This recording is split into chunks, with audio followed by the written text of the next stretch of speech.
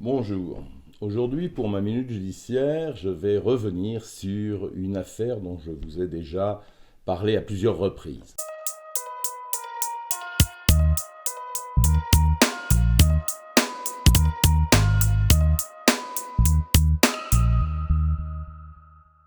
Cédric Jubilard, Cagnac-les-Mines, dans le département du Tarn. Alors que l'on croyait le dossier bouclé, renvoyé devant la cour d'assises d'Albi, coup de théâtre judiciaire, l'enquête se poursuit sur la demande du parquet qui réclame de nouvelles investigations.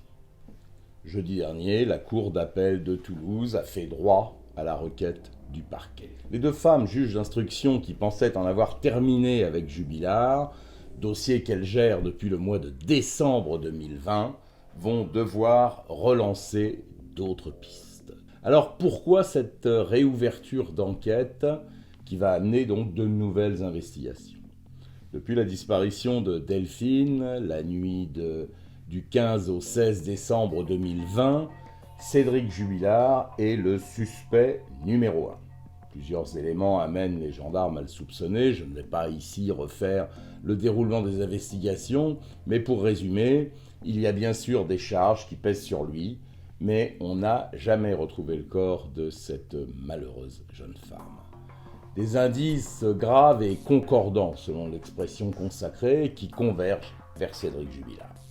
Cette affaire a connu de nombreux rebondissements. Les confidences réelles ou pas d'un codétenu qui, une fois sorti, avait contacté la nouvelle compagne de Cédric Jubilard pour lui indiquer où se trouvait le corps.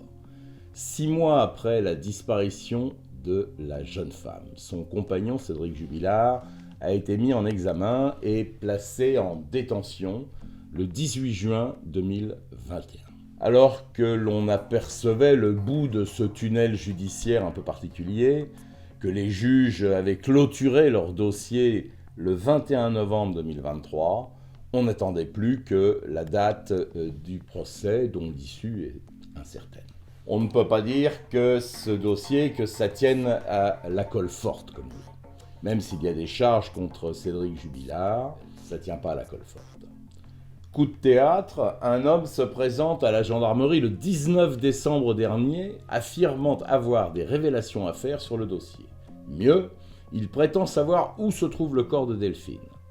Pour des raisons de procédure difficiles à expliquer, l'homme n'a pas pu être entendu parce qu'il n'y a plus de cadre juridique, les juges ayant renvoyé le dossier. On ne peut effectuer aucun acte de procédure dans ce cas précis. Il faut faire réouvrir. On sait juste que ce témoin tardif dit qu'au moment de la disparition de la jeune femme, un engin de chantier type pelleteuse aurait disparu et que les ouvriers auraient coulé une dalle de béton à une date proche de la disparition de Delphine. Et il désigne des lieux qui sont proches de la maison du couple Jubilard. Il existe également des écoutes entre un détenu et sa mère qui évoquent l'affaire de Cagnac-les-Mines, et il ressort de cet échange des sous-entendus troublants, laissant entendre que l'homme saurait beaucoup plus de choses sur l'affaire qu'il ne veut bien en dire. Le détenu évoque 3 prénoms de proches de Jubilard. Il dit à sa mère être persuadé que les gendarmes ne sont pas remontés jusqu'à eux. Or, les 3 personnes citées ont déjà été entendues par les enquêteurs. Quel est le lien entre Cédric Jubilard et ces 3 garçons? C'est sans doute ce qu'ils vont tenter de découvrir. Et puis enfin, on a une voyante qui indique être en contact avec Delphine et savoir où elle se trouve. Une maison pas très loin où elle aurait été enfermée. Elle serait morte de peur et de froid après avoir tenté d'utiliser son téléphone portable. Un acte d'enquête aux limites du paranormal, mais au point où nous en sommes, pourquoi pas? Un détail ne colle pas, les fadettes de Delphine ont été passées au peigne fin et il n'existe aucune trace d'appel depuis le lieu cité par la voyante. C'est l'ensemble de ces éléments qui vont être vérifiés par les gendarmes, les enquêteurs, et les 2 juges d'instruction, qui sont les anciens juges d'instruction qui pensaient en avoir fini.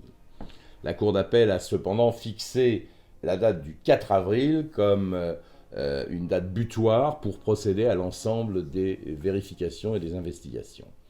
La justice ne pouvait pas faire l'économie de ce supplément d'informations, dans un dossier un peu bancal, il faut le reconnaître, mais elle a décidé néanmoins d'en finir rapidement. Cette affaire n'a que trop duré. Le temps de détention préventive de Cédric Jubilard commence à s'inscrire dans la durée et le risque de devoir le libérer existe à terme si on perd encore du temps. Donc son procès, quoi qu'il arrive, devrait débuter au début de l'année prochaine. Voilà, c'était ma minute judiciaire. Je vous dis à la semaine prochaine sur notre chaîne YouTube du Nouveau Détective pour une nouvelle affaire.